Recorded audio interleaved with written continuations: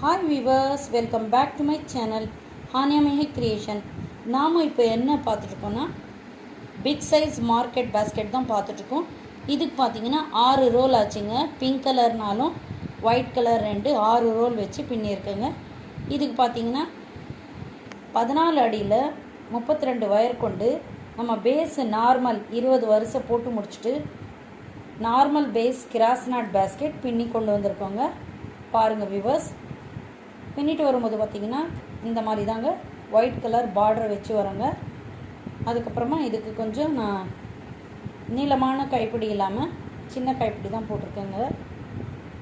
இந்த பேஸ்கெட் பார்த்திங்கன்னா pink and white combination பார்க்குறதுக்கு எவ்வளோ அழகாக இருக்குது பாருங்கள்.